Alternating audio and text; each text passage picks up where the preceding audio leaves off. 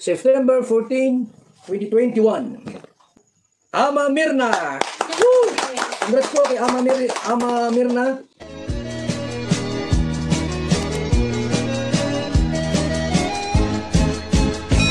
Hello, good morning! Nako, narito na naman ako para magbigay sa inyo ng konting reaksyon. Ito naman ay tungkol kay Edu at kay Viancy. Nakakatuwang dalawang ito mga kalingap.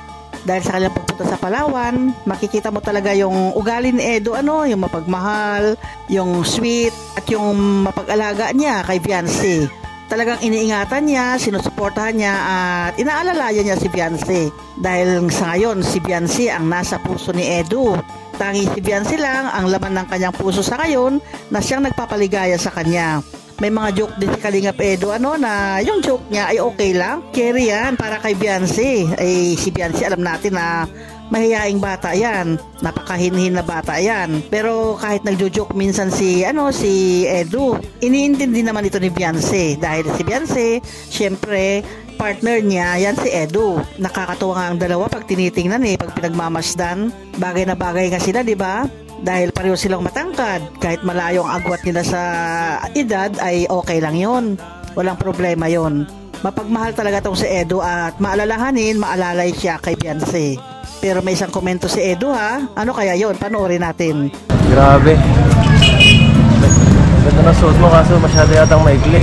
Ganda na suot mo kaso masyado yatang maikli.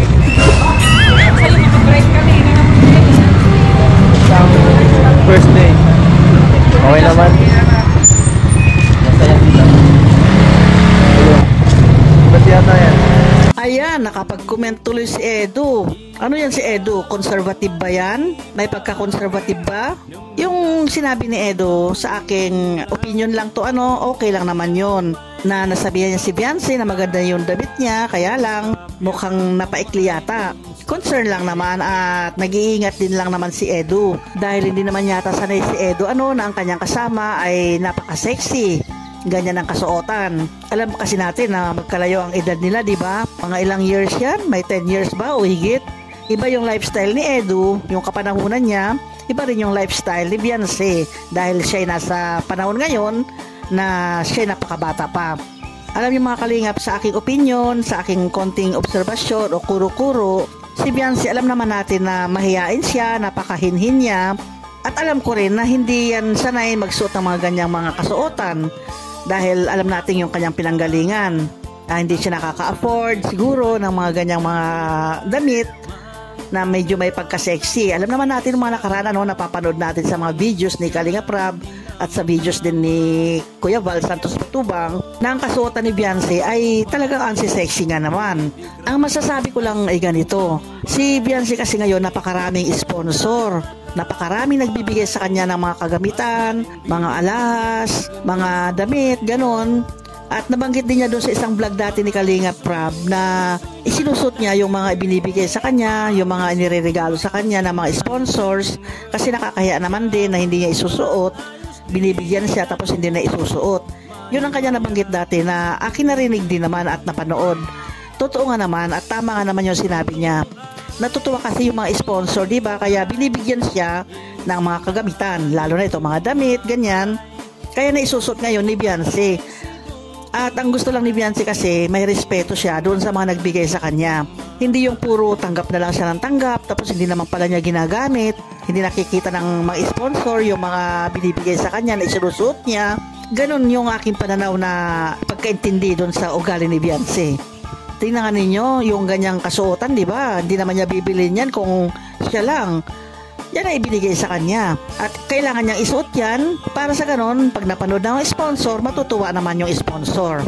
Pero hindi naman ibig sabihin na magsuot siya ng ganyan, malaswa na. Hindi po malaswa yan. Napaka-sexy nga tingnan Nagkataon lang kasi na ang damit ng kanyang mga kasama. Yan, sila Carla, sila Ate Jack, ganon din yung asawa ni Ian. Nagkataon lang na nakapants sila ng ng mga maluluwag o yung mahahaba, ganon. Ganon din si Carla, mahaba rin yung kanyang kasuotan. Kaya kitang-kita talaga yung pagkakaiba ni Viancy sa kanila. Dahil si Viancy yung kanyang suot ay maikli. Pero yan ay naka-short naman yan sa loob. Hindi naman yan basta-basta sinuot yun na nakapanty lang. Kaya naman. Okay lang. Dapat, iba't nga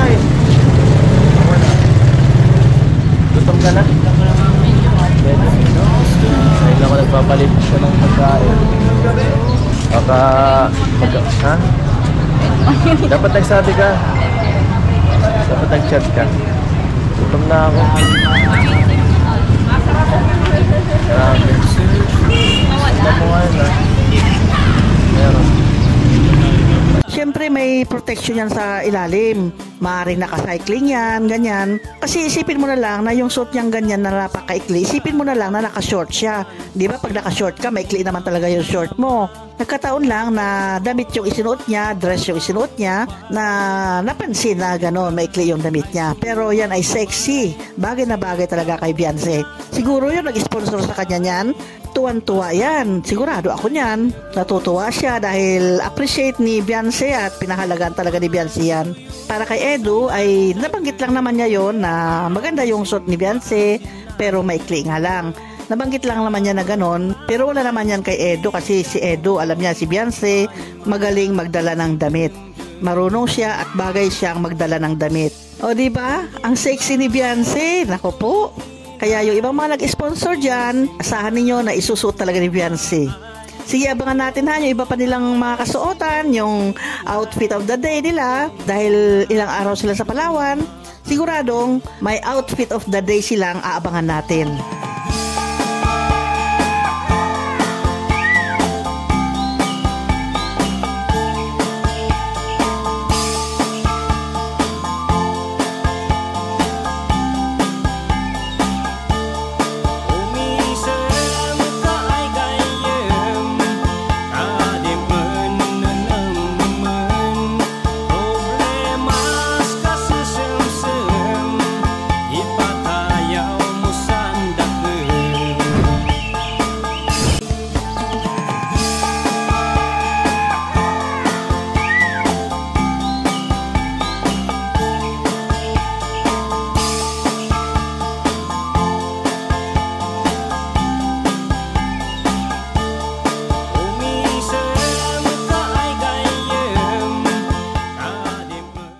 Okay, yan lang po muna ang aking mababahagi tungkol dito sa EDC, sa lab team na EDC. Salamat muli sa inyong panonood. Bye-bye!